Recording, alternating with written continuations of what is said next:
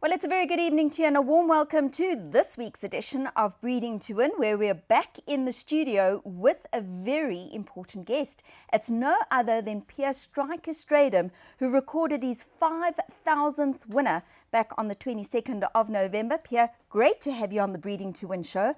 In fact, I think it's the first time that we've managed to interview for this show. Yeah, I was quite surprised to get the call. I know you walk into the studio like you own this place, because I think you've done more shows probably than me over the years. But nevertheless, great to have you, and a hearty congratulations for your 5,000th winner. A great achievement. Thank you, Julie. Yeah, it's been quite a hectic couple of weeks. We had Jockeys International, and then travelled around to try and win the 5,000 wins. Then it's been a Summer Cup, so it's been quite hectic, but good fun. Yeah, I'm sure. It's been a great season for you. I know that Simanga Khumalo won the championship this last season, but prior to that, your racing actually just started to relish again, and obviously having won the championship the previous season, you can see you've got that spark back. Well, Jules, I mean, obviously I was riding quite a bit in the younger days, and then I thought, well, you know, every year you're pushing yourself, and you sort of find myself involved in the championship somehow, even though I'm not trying to do it. I'm always in the first 2, 3 or 4, and so, you know, at some stage you feel like you just got to back off a little bit. I mean, you can't keep going year after year.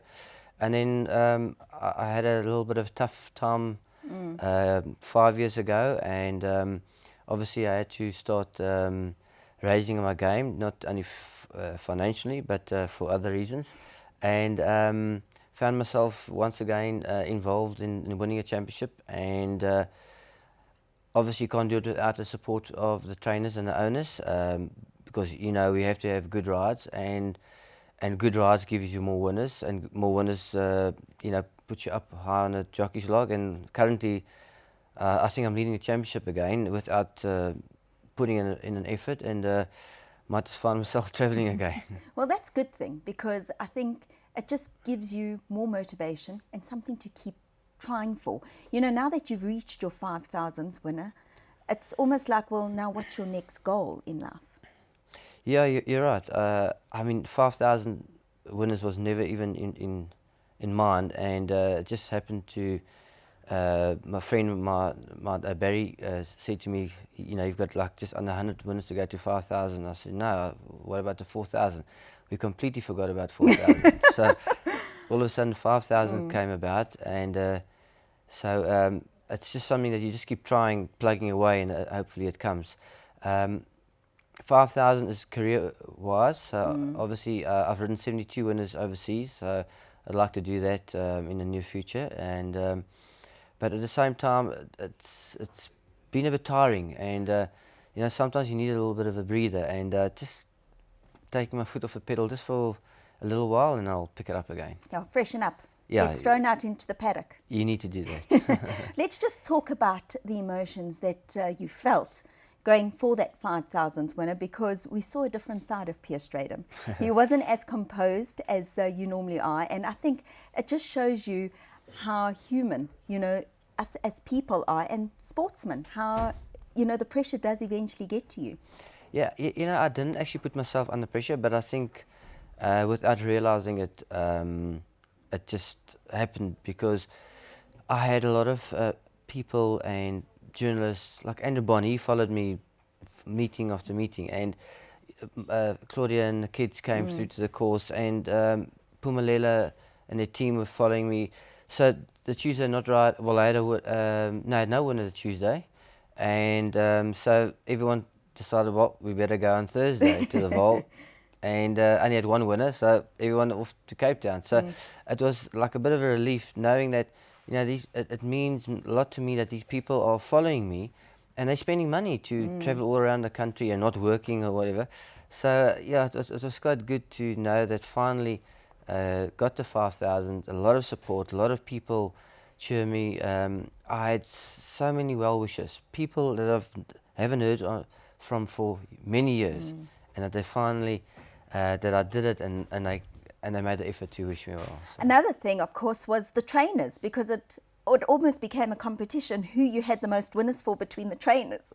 Yes, I mean, like even Gary yesterday was saying to me, "Are you sure I've had most winners for him?" I said, "No, sorry, Gary. My second most winners was for Gary. My most winners have been for Jeff Woodruff. But Gary said maybe he'll try and change the records." Yeah, just talking about Jeff Woodruff, you've had a great career with him and, of course, a fantastic partnership now with Louis the King.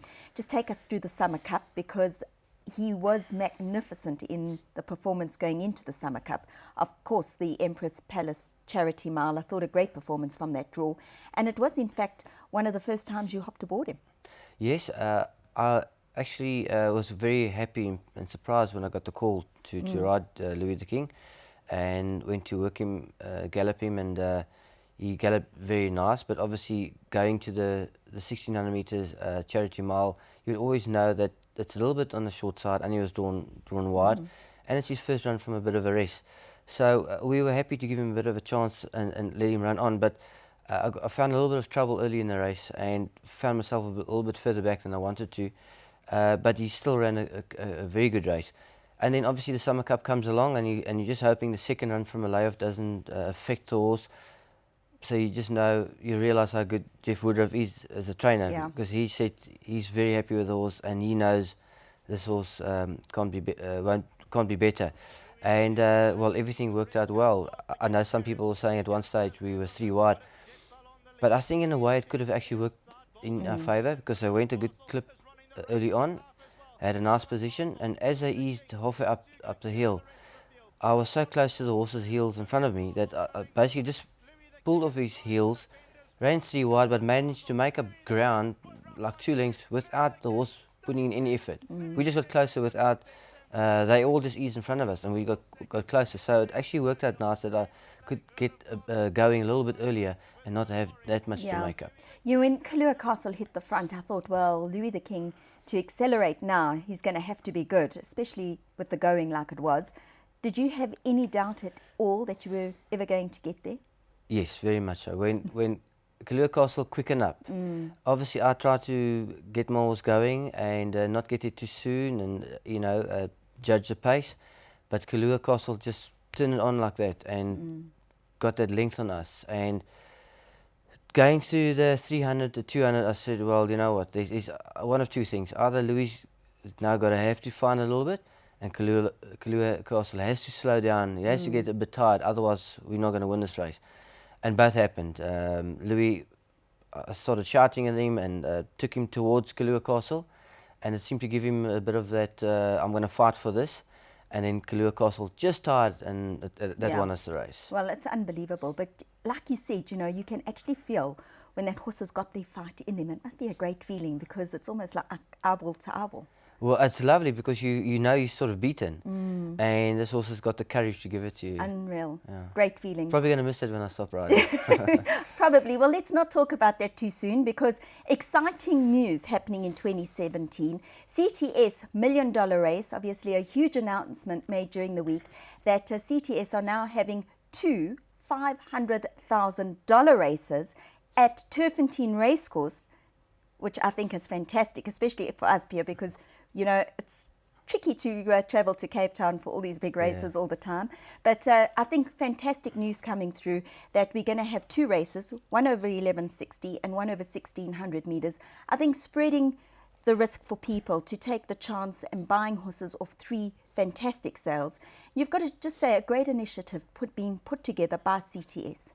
Fantastic, Julie. I mean, you see the trainers, they prepare their horses for these races, so it becomes quite, how can I say, you've got to work at it from a long way out. You plan this a long way out. And obviously, as I was joking to you yesterday, I might have to just keep riding for another couple of years. The stake money makes a difference. I mean, you can just see that more effort goes in to win that money. Not only for yourself, it's good to earn money, but also for your owner and the trainers as well. I think a fantastic initiative, and of course great to have it here on the Highveld. I have to say, we were a little bit disappointed that the $1 million race in 2016 wasn't here. But you got to understand that the sales at the time, obviously the main sales in Cape Town, so the race would be in Cape Town. But 2017, two $500,000 races will be held at Turffontein Racecourse, and an added $1 million bonus to the winning connections of the race. The winning connection that wins both races over the 1160 and the 1600 meters will receive a $1 million bonus. Unbelievable. So, but they're both going to be run on the same day. Yes. So it's just the winning connections. Just the winning connections. But Pierre, I'm sure if you ride both horses, you'll get a bit of a cut from both of them.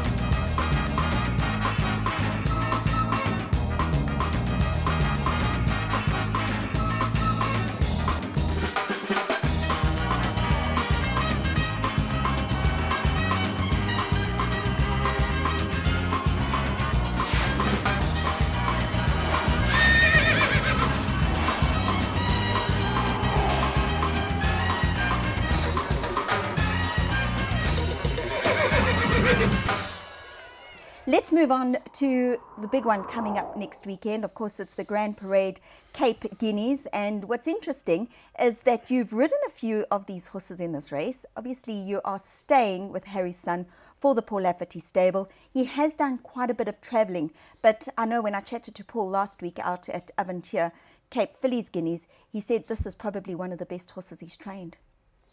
Yeah, probably. Yes, I don't know. It's a very difficult to know what's going to happen because it's quite a bit of travelling for Harry's Son.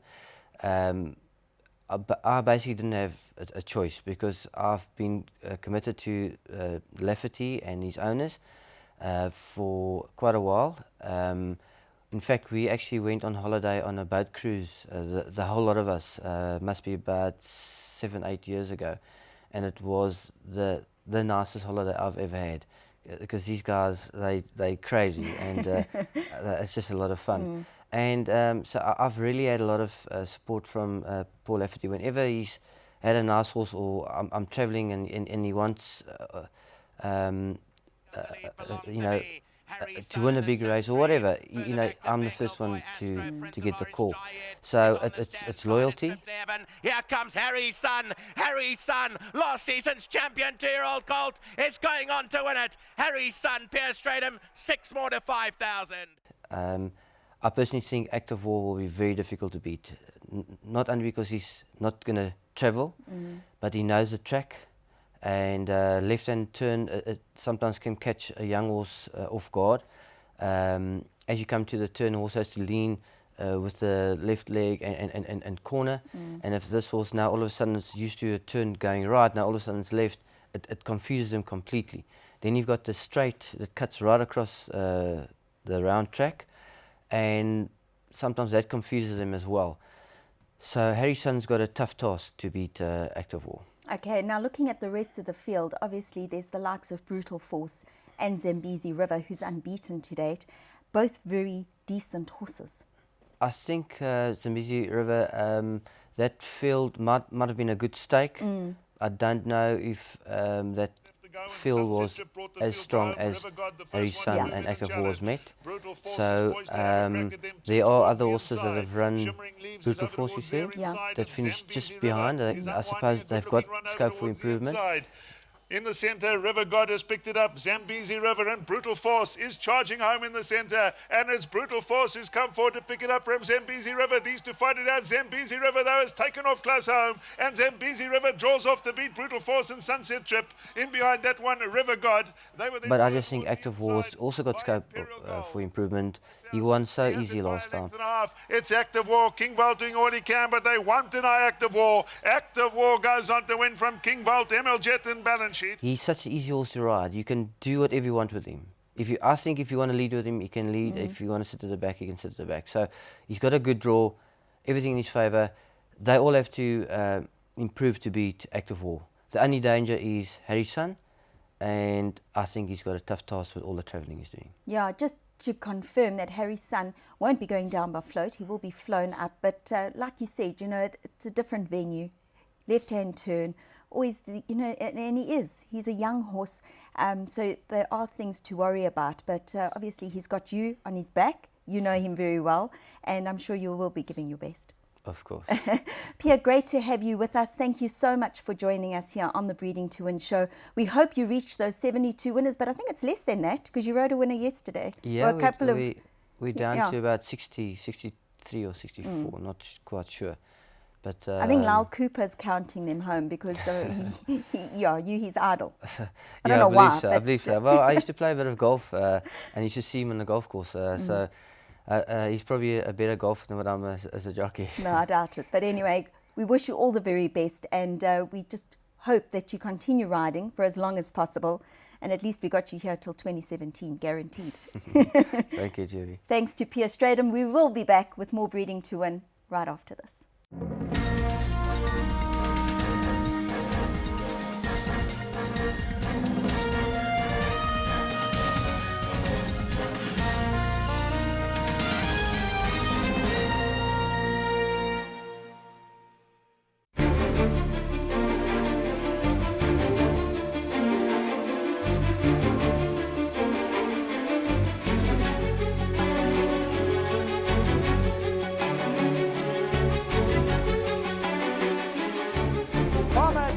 Bounded away from them. And very well done to Sean and to Chris. I think they've got a bit of a horse in their hands. Peregrine on the far inside, but Pomodora. And Pomodora stays on the better one well today. He is really a nice horse to ride. Pomodora in the middle's picked it up in the closing stages. And Pomodora has raced away and has won it well. He just stamped himself as a top 3-year-old in the country. Smanji and Pomodora, here comes the line, very close, maybe Smanji in a photo. And I'm excited for Pomodora to get to stud, and I'm excited for him to start producing. It's just a whole new adventure and a whole new start, and believe you me, when Chris and I see them in the ring, we will put our head down.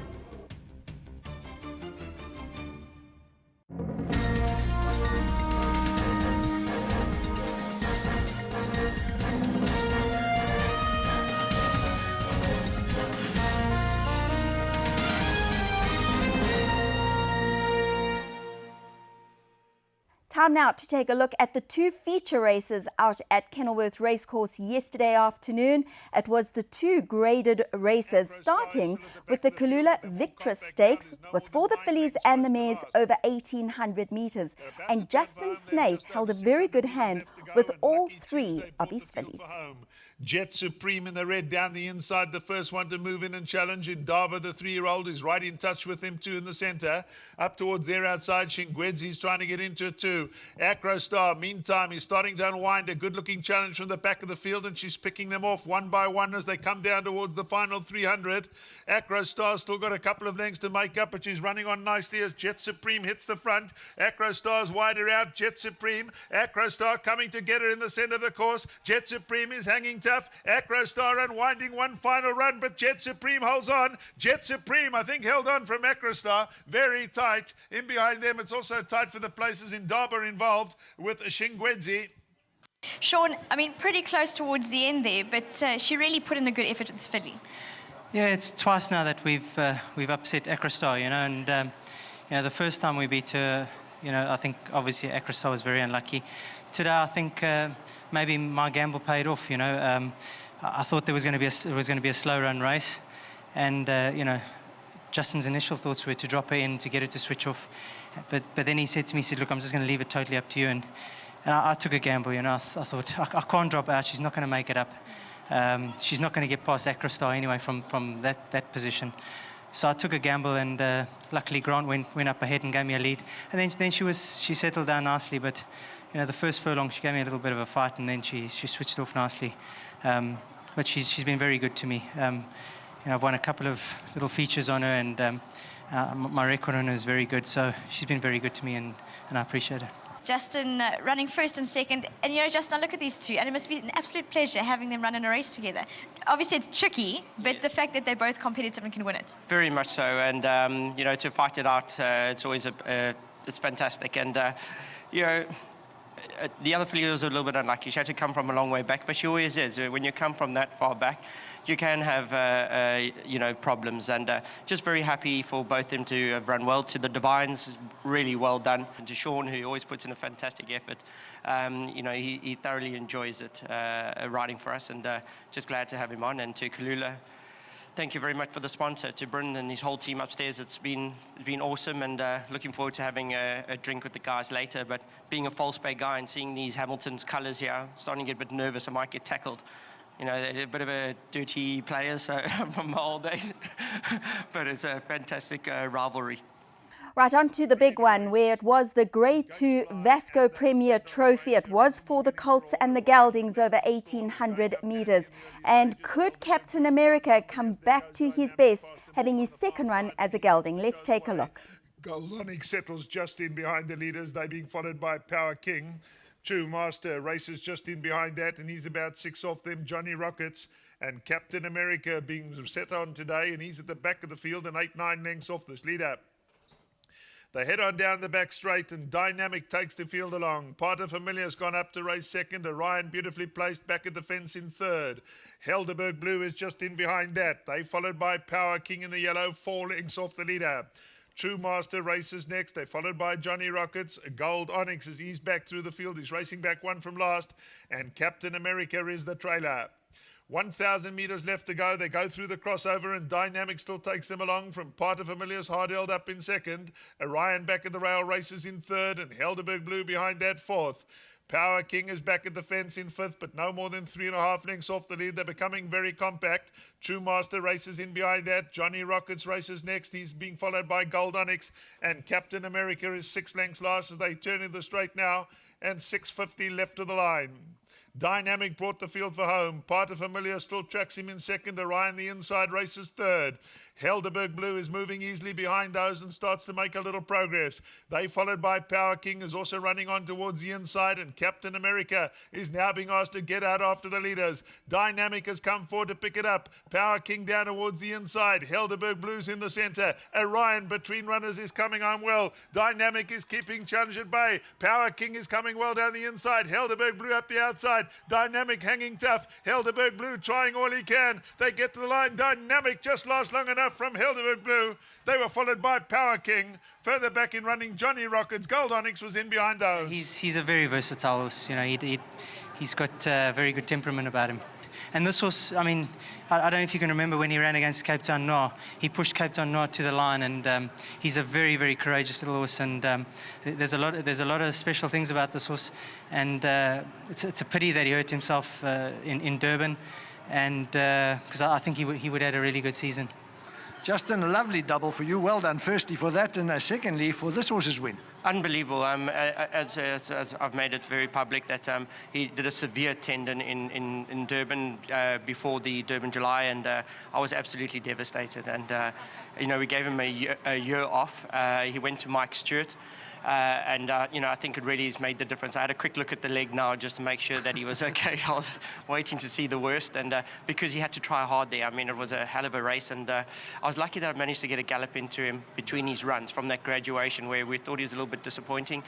Been working him really hard, which is always a worry with the injury, but it has to be done. Otherwise, he's not going to be able to go the distance. So really well done to Hassan. You know, at the time when the injury happened, we said, Hassan, we'll take a share of the horse, and you know, we'll put him out in the paddock and with no bills, and then Ashraf got involved as well, and it's been a fairy tale. So you know, well done to everybody and the whole team back at home. It's been a very good year, and we certainly can't complain, and looking forward to the new year. I just want to say that the Western Cape racing is getting better and better thanks to people like Brent and all of these guys who are sponsoring the races, like the Phillies, Guineas, the Guineas, etc., etc. And, you know, we're going to show the rest of the country that we can do it as owners. Thanks, Brent. Well done. Thank you. Okay. Hassan, thank you very much.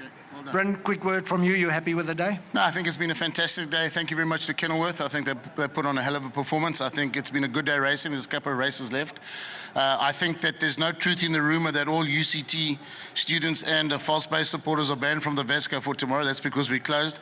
But seriously, congratulations to Justin. I thought we had it. I thought Helderberg Blue was going to get them on the line.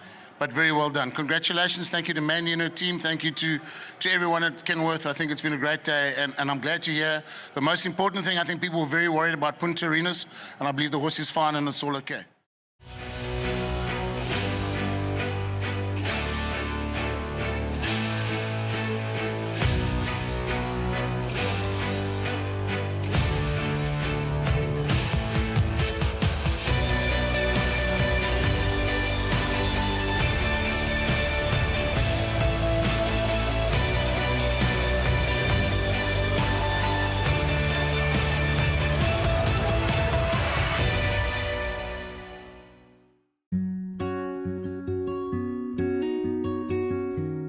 My real surname is Nadesan. That's the Indian tongue for Nadesan, you know. My father was an alien in Cape Town, being a communist and a member of the Trade Union Council.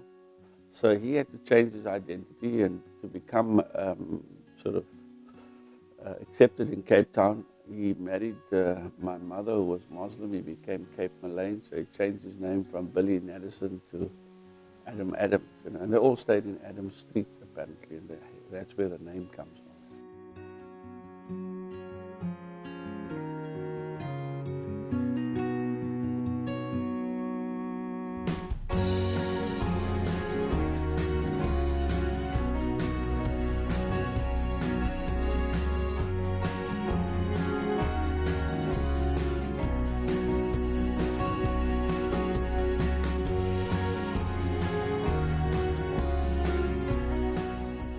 I think that horses need space, horses and game and all of these sort of things. It's an infinite science.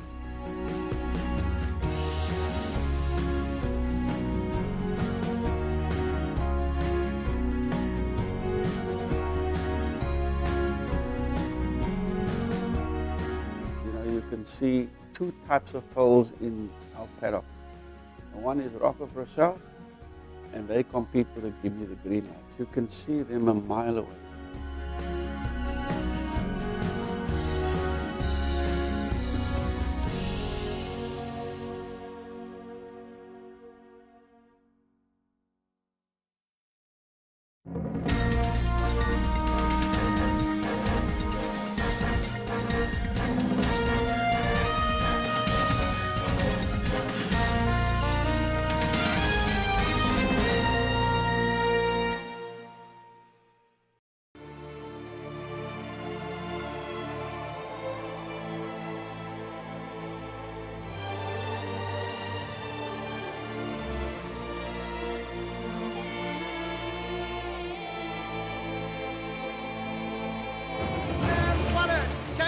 Second or no.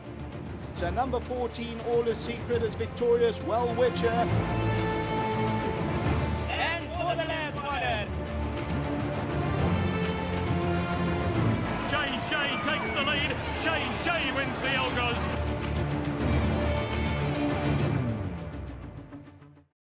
The Yates family has become well known in Cape racing and on the breeding scene as well, with owning a few mares and having shares in the stallion twice over. Grant Knowles managed to catch up with David, one of their two sons, who is setting up iSurf and Four Oceans, to find out more about their investment in South Africa. David, firstly, welcome, and we look forward to chatting to you about this product because we're using it with Breeding to Win. But firstly, let's talk about your parents, obviously heavily involved in the racing industry here. And they've had some success too. Yeah, you know, Mum and Dad have been involved in horse racing for, well, from UK and Ireland for 20 years now, I guess, and I guess a few years here in South Africa. You know, they've done they've put a lot of money and effort into it here in South Africa and in the UK, and they're into the breeding now as well with mares at Claverfley and Hemonard, as well as owning a string of horses here as well. And I think the latest thing they did was fantastic. They bought a share in Twice Over, which has really set them on the right track here. They've even had success overseas with racing. In fact, they had the favourite or a runner in the Grand National, didn't they? Yeah, moral support. Yeah, I mean that was actually chosen by my daughter, believe it or not. It was a roughie, man. It was all the way from Ireland. It had bad shins, it had his tendons fired, but it ended up being favourite for the Grand National in 2000. Fantastic story. Well, let's move on and talk. Obviously, you love South Africa. You came here. You saw that there was an opportunity. Tell us a bit about Four Oceans and about iSurf. I first came to South Africa 5 years ago, and Four Oceans was born out of that idea and the fact that when I came here, the broadband services, certainly both here in Cape Town and rurally, were just non-existent essentially. The services were very poor, and I had an idea to establish a service here, a company here, which could actually address those issues, the broadband issues. And we were lucky enough to work with a satellite business in the UK called Avanti, and we have worked with them to actually deliver a satellite service into South Africa now. And iSurf is really those satellite products now. They're specifically designed for South Africa and really to attack the rural marketplace as well as the urban marketplace as well. Satellite is one of the only technologies which is truly ubiquitous. You can have it anywhere in South Africa. As long as you can see the northern sky, you can get access to internet, And, we're not trying to replace the fixed copper broadband or the fibre broadband that Telkom or other providers offer. Really, it's an alternative, where, especially in underprivileged areas or underserved areas where really they don't have good broadband infrastructure and Telkom just can't provide a good quality service and the mobile companies just can't reach there. Well, this is a place for satellite. There's a place for every kind of technology in South Africa. It's such a massive country. And, I think that's where we're trying to really make a mark. Our mission is to deliver a cost-effective new deal to the internet disenfranchised throughout South Africa. Our services ideally target businesses and consumers with poor quality, high-cost service or no current high-speed broadband internet service. So that in a nutshell is what you're looking to do. Millions of homes in South Africa, literally millions of homes without any access to broadband internet, That's got to be bad for A, the country, B, education standards, and C, the economy, I mean, there's a recent study done by the Commonwealth Institute. I think the figures were, for every 10% increase in broadband penetration, 2%, almost 2% goes on to GDP. Now, South Africa's got to be losing out, It's got to be looking to increase its broadband penetration, It's not going to be cheaper than wired broadband. It never can be because the infrastructure has been here in place for a long time. But it will compete with wired broadband and fixed wireless broadband and also mobile broadband services.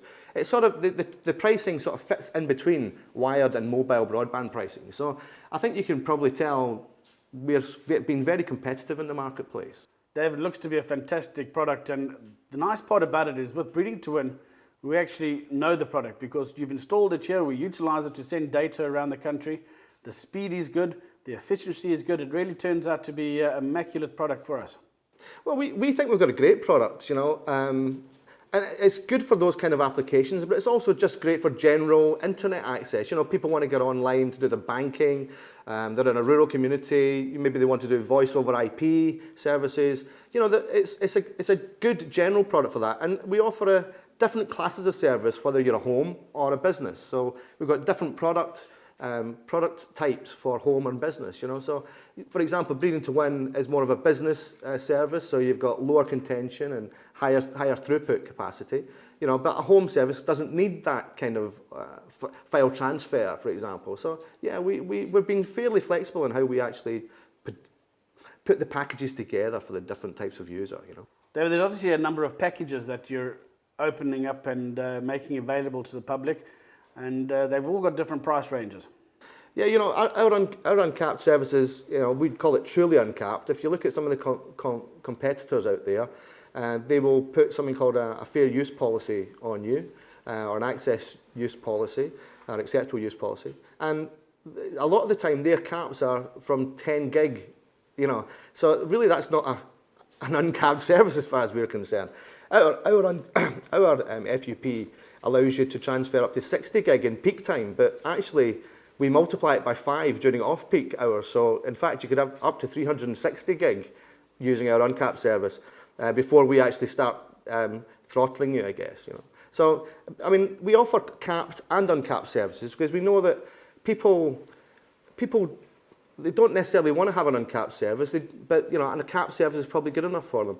One of the other things we're actually bringing into the country actually is a true pay-as-you-go service. You know, whereby you basically pay for the installation, you pay a very small line rental, let's say 99 Rand, and then you pay only for the data you transfer. And this is one of the things which we think is really revolutionary, and you know, this is, you know, we've had it in mobile phones for a long time, but you buy 5 gig of data, it will never expire. It'll, you know, if you've got a holiday home or you run a small business, you've got a rural field office or something, you know, you can actually put one of these in and just pay for the data you use, you know, and that's it. Fantastic initiative. I'm just having a look at one of your adverts that you produced as well, and I think the slogan there says it all as well. Our broadband services start where most others end, and that's the beauty of wireless. Well, it's the beauty of satellite, actually, yeah. The beauty of satellite is as long as you've got power, and as I said, you can see the sky, you know, you can have internet access. Now, yeah, that slogan's a really good slogan. We love it. But we've got to understand that this is basically everywhere in South Africa. So whether you're in Cape Town, whether you're in, you know, Durban, whether you're in Johannesburg, Pretoria, or whether you're in the deepest in Nelspruit or in Northwest Province, you know, you can have internet access. You know, that's as simple as that. Everything involves having a satellite dish installed. Is that quite an easy process? Does it take a while? No, look, I mean, a typical install takes between 2 and 4 hours. It just depends on the property and, you know, the type of mount we have to use. But really, it takes less than half a day. We have it up and running, and you'll be up and running basically within that half a day. You know, that's the beauty of it. We work with a company called Avanti. Avanti are a London-listed company. They've now got 3 satellites in the sky. The first one, HiLAS 1, covers mainly Europe. HiLAS 2 covers Europe and Southern Africa. And HiLAS 3 will cover most of the majority of the sub-Saharan Africa as well. So actually, we've signed up for some of HiLAS 3 capacity as well. So we will have access to the whole of sub-Saharan Africa within a year.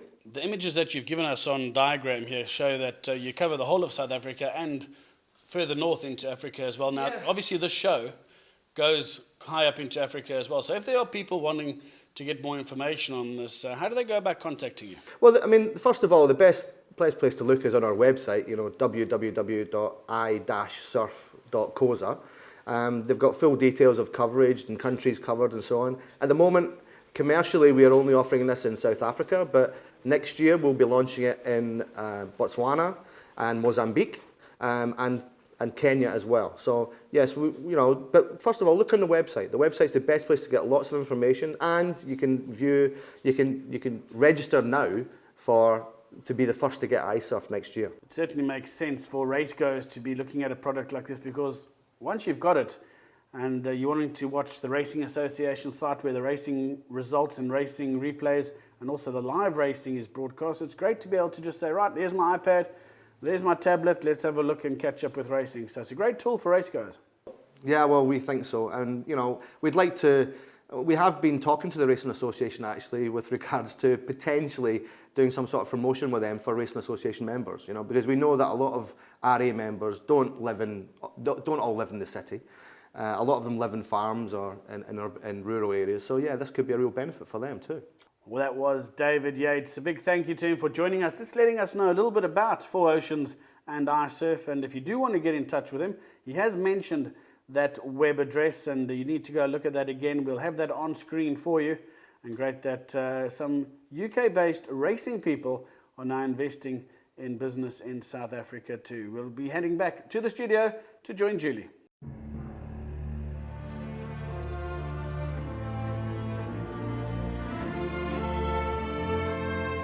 We believe in excellence. We believe that if you're going to do something, you do it to your best ability.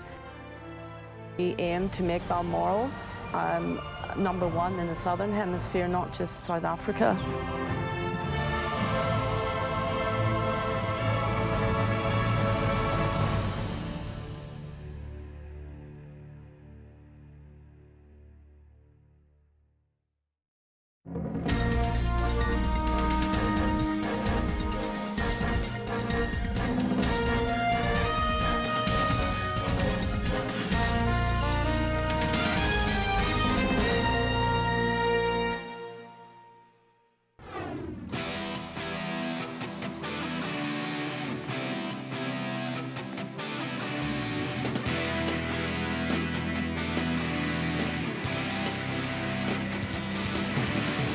New Turf Carriers is a family-run business owned by Mark and Dorrie Sham and their 3 sons, Michael, Matthew and Marcus. New Turf Carriers has been in long-distance transport since 1995 and pride themselves in excellent service, punctuality and loyalty to their clients. Every single stud farm and every single sale to every single racecourse, New Turf Carriers pride themselves in delivering your horse safely. The welfare of your horse is paramount, and it is to this end that we have our own midway stop between Johannesburg and Cape Town. This is situated at Colesberg, where we have a stabling facility for 60 horses, so that the horses on long trips can get off and have a rest during their journey. The bottom line is, New Turf Carriers take your horse from door to door with pride, passion and punctuality.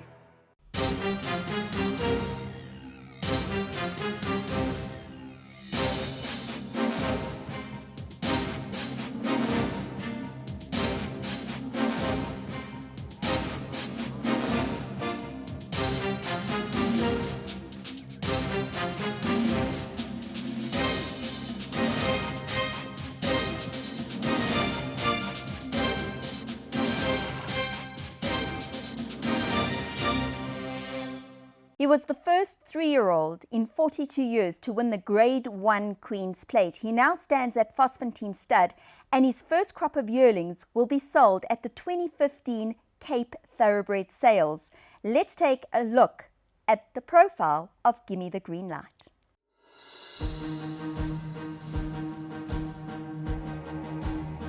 And Gimme the Green Light gets up close home to win it.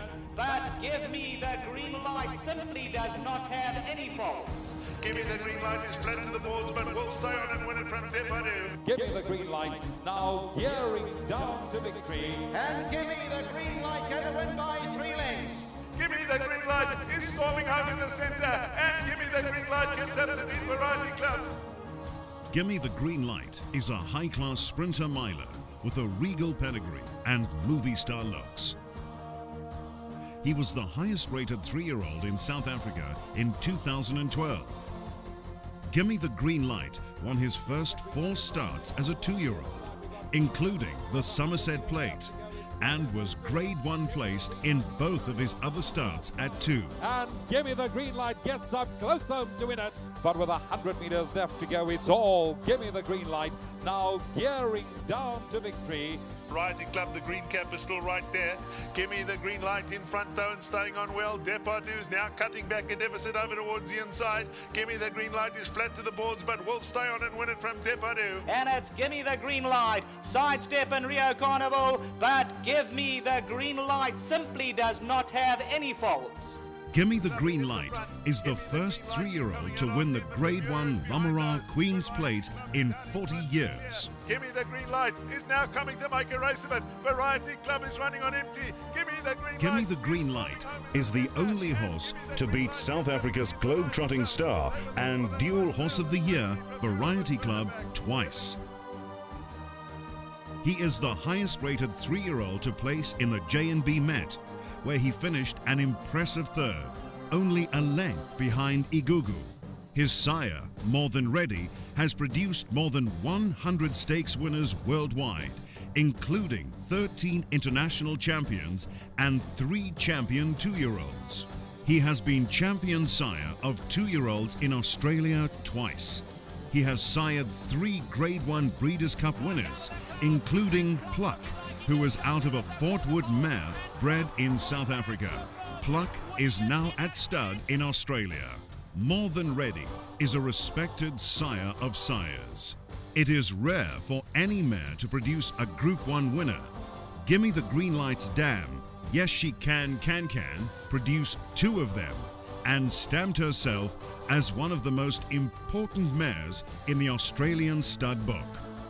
His first foals, born in 2013, have received rave reviews from seasoned professionals who claim they are the best they have ever seen. Gimme the Green Light stands at Fastfontein Stud Farm and is the property of a syndicate managed by John Freeman.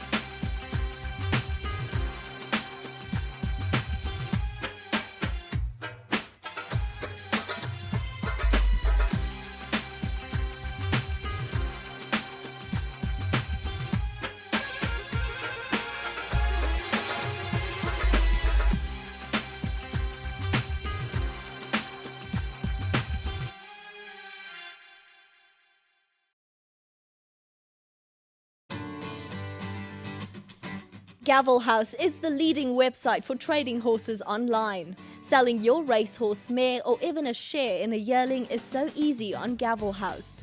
You can browse our sires directory to match the best mating for your mare, with text description, videos and up-to-date sires reports. Gavelhouse.com is the best way to sell your horse.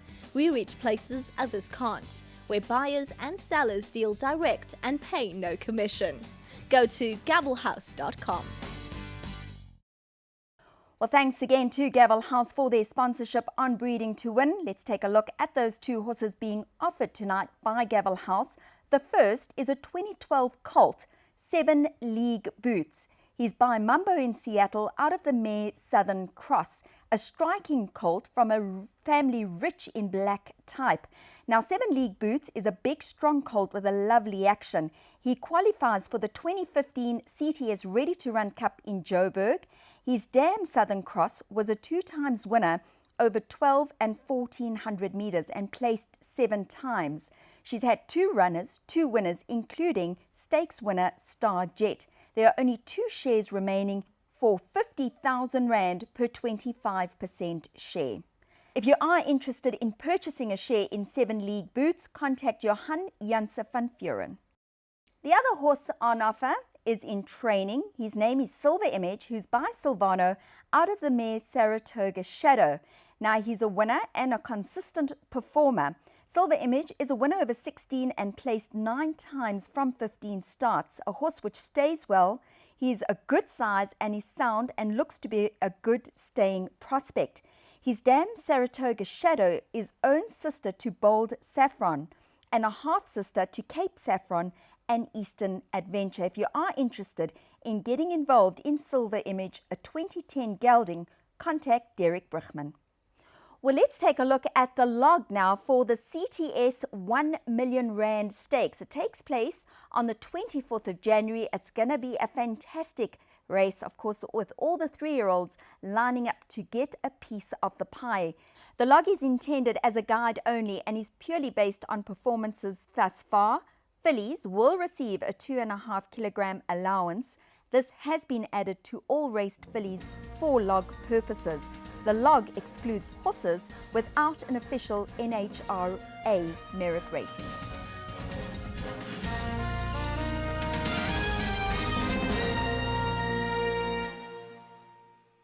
Well, that's a wrap for this week's Breeding to Win. Join us for our last Breeding to Win of the year next week, where we will be taking a look at the Grand Parade Cape Guineas. And hopefully Grant Knowles will be with me in the hot seat. From myself, Julie Alexander, and the rest of the Breeding to Win team, enjoy the rest of your week's racing. Good night.